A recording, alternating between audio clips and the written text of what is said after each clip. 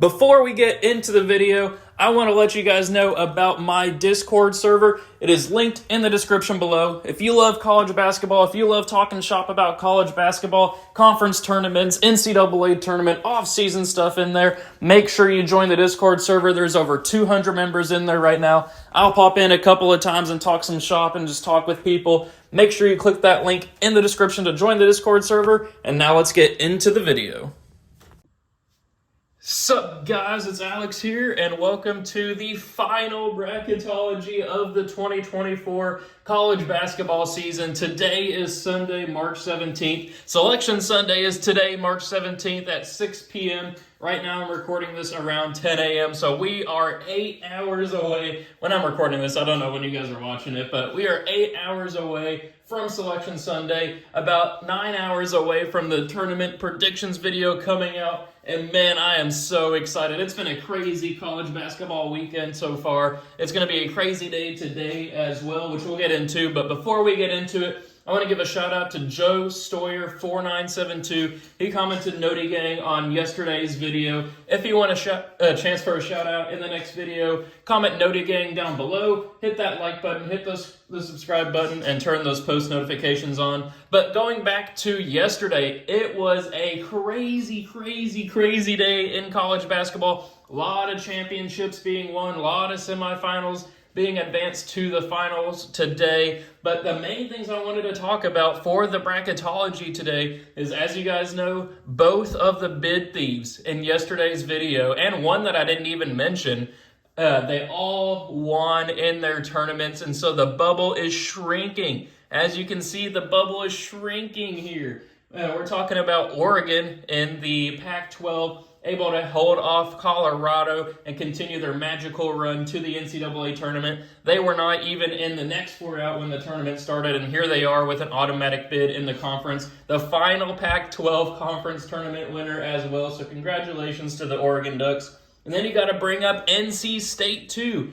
NC State had a magical tournament run, starting as a 10 seed on opening day of the NCAA tournament on opening Tuesday, or the ACC tournament on opening Tuesday, beating Louisville, beating, I believe it was Boston, maybe it was Boston College, maybe I forgot that part. But then that crazy game against Virginia to where they were dead in the water and then somehow came back to win with a miraculous shot to force overtime and then win in overtime. And then you had the win against their rival North Carolina to secure their first ACC championship. And I think it was 37 years or something like that. So congratulations to the Wolfpack. Similar to Oregon, they were not in the next four out when the tournament started, and here they are safely in the tournament as an automatic bid. But then over in the American, we started the day with South Florida losing, and so bubble teams were rejoicing everywhere because that meant they were South Florida wasn't going to make it as an at-large, so the bubble was going to move up. But then Florida Atlantic got upset by Temple. And so the American Championship game is now UAB versus Temple, two teams that weren't close to the bubble. And so now the bubble moves back down because now there's a new spot that has to go to an automatic qualifier.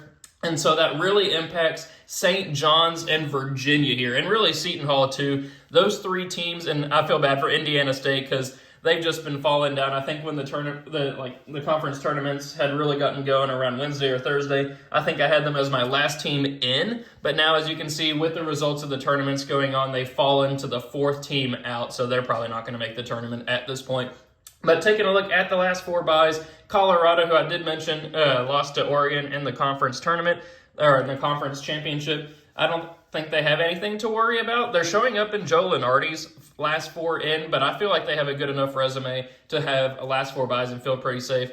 Then you have Dayton and Florida Atlantic, two teams that are kind of sputtering to the finish line there. And then Texas A&M, who lost out on a great opportunity against Florida yesterday. They were up by like 14 or 18, I think, at some point, but then blew that lead. They should still be in the tournament, but would have loved to see them actually make the SEC tournament, maybe win that championship. Then the last four in are Michigan State, Colorado State, TCU, and Oklahoma. So we have a lot of big name schools here in the last four in that should be sweating it out on Selection Sunday. I think Michigan State's probably safe. Colorado State's probably safe too.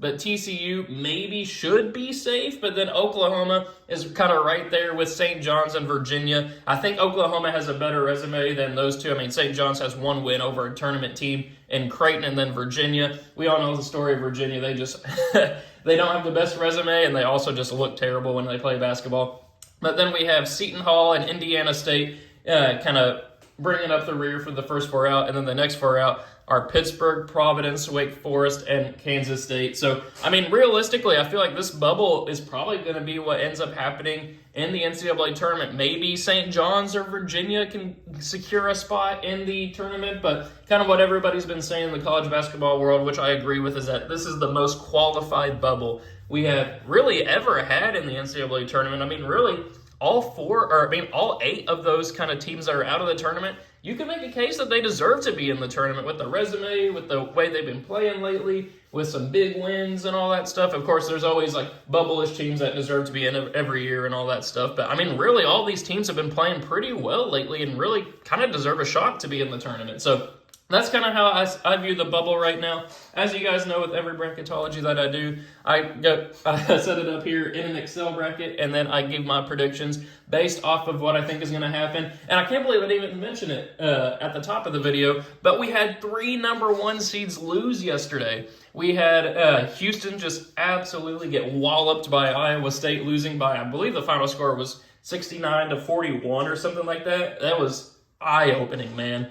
And then you have Purdue losing in overtime to Wisconsin. And then North Carolina, of course, we did mention, they lost to NC State. So 3 of the top 4 teams in the nation all lost yesterday. So keep that in mind when you're filling out your tournament bracket. I need to keep that in mind too, because I've been kind of a little bit chalky lately. Anything can happen. Upsets can come from anywhere. So now we'll kind of go ahead and get started here. Of course, these are all of my tournament predictions. These aren't Joe Lenardi's. These aren't Jerry Palm's. These are all of my kind of bracketing principles. I've been doing a little bit of movement there. Like Wisconsin was a 6 yesterday. They're now up to a 5. Kind of doing some reorganization of the seeds, like moving to different regions and all that stuff. UConn obviously is now the number 1 overall seed after kind of just being the last team standing in regards to Houston, Purdue, and themselves. But now let's go ahead and get it kicked off. Let's go with our predictions. Of course, for the NCAA tournament, I'll be doing it round by round, but for this final bracketology, I'll be doing it region by region. So we'll start off with UConn here, advancing on past the winner of Grambling State and Montana.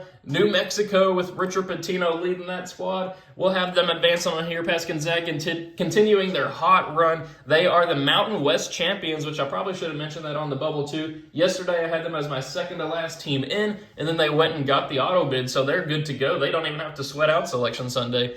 Then we have Wisconsin here beating VCU. VCU has that game against Duquesne, so whoever wins that matchup today in the Atlantic 10 championship game will get that automatic bid. Then we're going to go with Duke here, moving on past Yale. I think NC State's going to continue their hot run. They have that Cinderella story to them right now. They have Narrative Street. I got NC State pulling off the 11 over 6 over BYU. Maybe I'm disrespecting BYU, but I like the run NC State's been on. Then we have Baylor here moving on past Oakland. Washington State, I think, will beat the winner of TCU and Colorado State, which at this point would probably be Colorado State in my opinion. And then we'll go with Tennessee here moving on past Long Beach State. So I say all that about the upsets. We only have 2 so far here in the first round, but just keep your eyes open. We'll have some more coming. For a spot in the Sweet 16, we got Connecticut here moving on past New Mexico, though that would be a fun seat. Maybe if New Mexico got paired with like a North Carolina or maybe even a Purdue, something like that, maybe they could pull off the upset there, continue their hot run. They're playing great basketball, but I got UConn moving on there. Wisconsin and Duke, rematch of the 2015 National Championship game. I'm going to go with the Badgers here advancing on the Sweet 16. They've opened my eyes. I mean, if you've been following my bracketologies, over the course of the season, I have been out OUT on Wisconsin, but now they're in the Big Ten championship game. They've been proving me wrong, beating Purdue yesterday. I got them advancing on and pulling off the slight 5 over 4 upset. But speaking of upsets, I got 11 seed NC State potentially pulling off a 2011 UConn run with Kemba Walker there. Maybe they can do it with DJ Burns, but that team is playing together, man. They are so fun to watch right now. I feel like they're America's team at this point. I got NC State pulling off the 11 over 3. And then we're going to go with Tennessee here, beating Washington State. I don't think Washington State would win that matchup there. So for a spot in the Elite Eight, UConn versus Wisconsin, Give me UConn advancing on there to the Elite Eight, moving on past Wisconsin. Then Tennessee versus NC State. I do think that NC State's Cinderella run's going to come to an end there, and Tennessee will advance on with Dalton Knecht. But then for a spot in the Final Four, we will take UConn to beat Tennessee and advance on out of that first region. So that's kind of my thinking for that first region. We do have a little bit of chalk coming out of there with UConn winning it, but they're the defending national champions for a reason. They're the number 1 overall seed for a reason. I think they advance out of that region. So we'll move on down here to the bottom left regional. North Carolina versus the winner of Howard and Wagner. Got to go with North Carolina there. Nevada versus Colorado.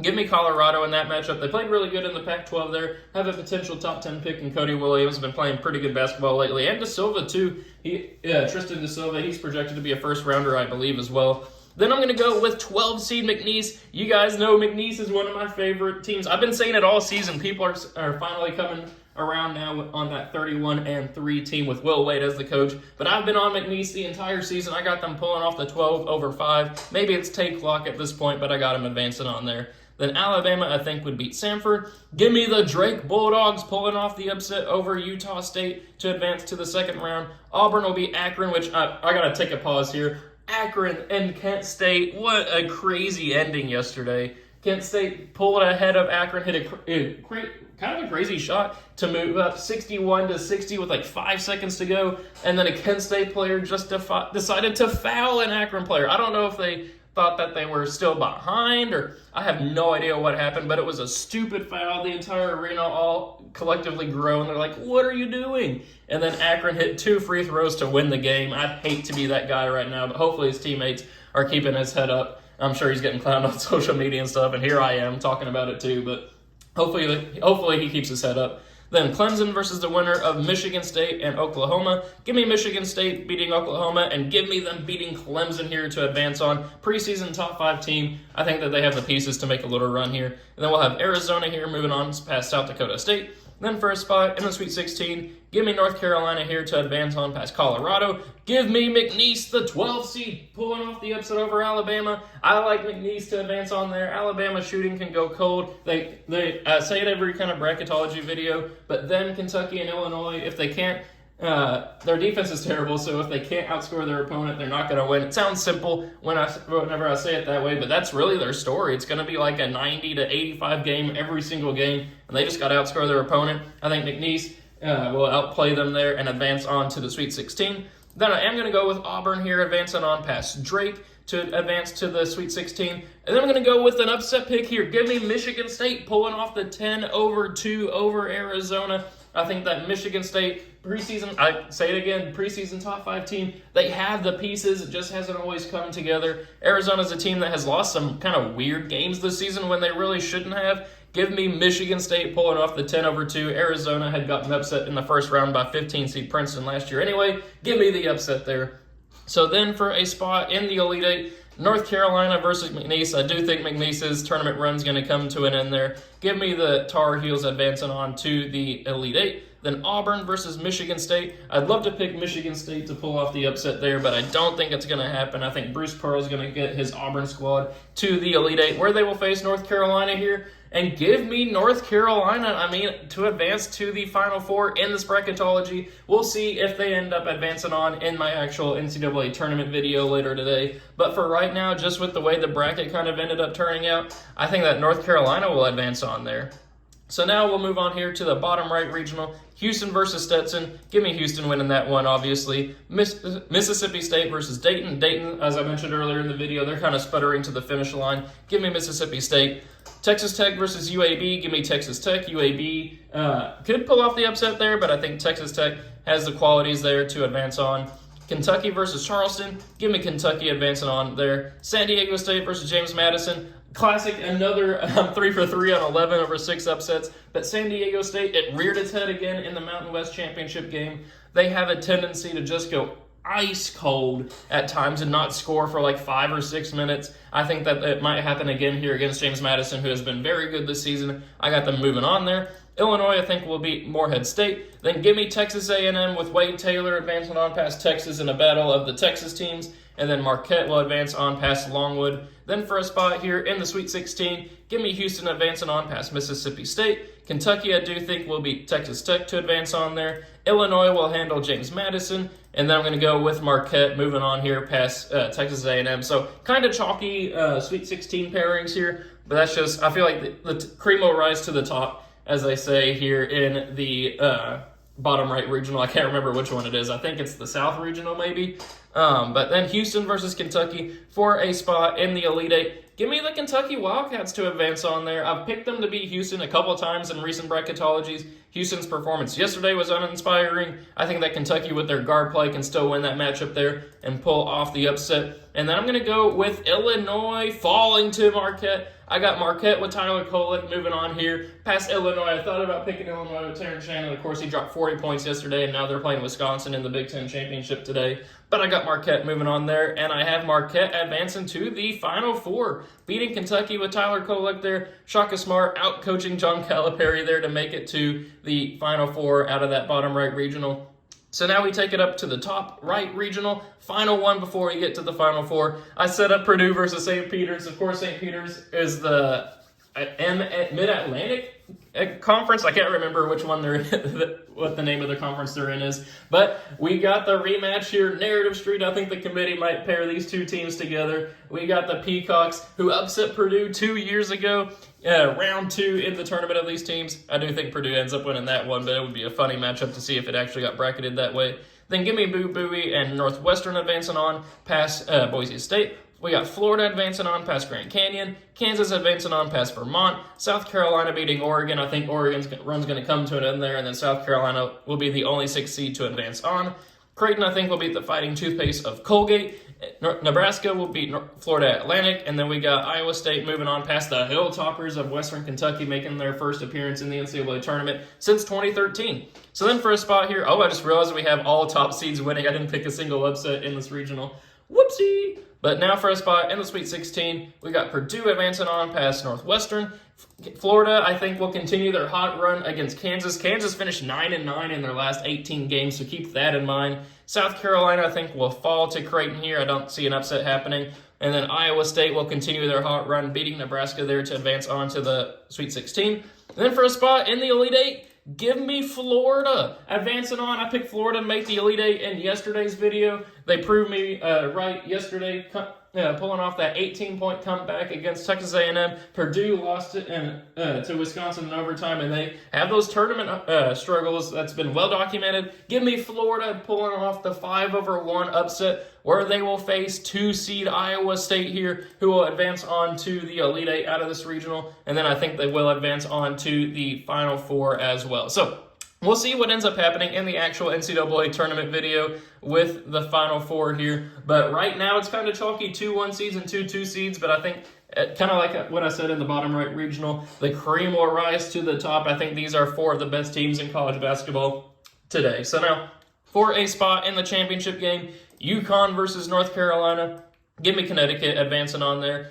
Then Iowa State versus Marquette. Give me Iowa State advancing on there. Maybe these are all kind of recency bias picks, but I think that these two teams are playing some of the best basketball in the nation, if not the best basketball in the nation. UConn versus Iowa State. I mean, I hate to pick the number 1 overall seed to win the championship. That's always chalky there, but they're the best team in the nation for a reason. They got a ton of talent. Dan Hurley's a fantastic coach there. I got UConn going back-to-back for the first time since 2006-2007 when Florida went back-to-back. So we'll see what ends up happening in the NCAA tournament video tonight if I go chalky like I did here. I didn't mean to go chalky. I had a ton of kind of upsets there, double-digit seeds advancing on to the Elite Eight/Sweet 16, but that's just how I see it kind of playing out. Cream will rise to the top in this specific video. So thank you guys for watching. Hope you enjoyed it. Be sure to leave your thoughts and predictions, or thoughts on my predictions in the comment section below, and let me know your guys' predictions as well. Make sure to hit that like button, hit that subscribe button, turn those post notifications on for tonight's NCAA tournament predictions video. It'll be dropping around 7:30-ish Eastern time,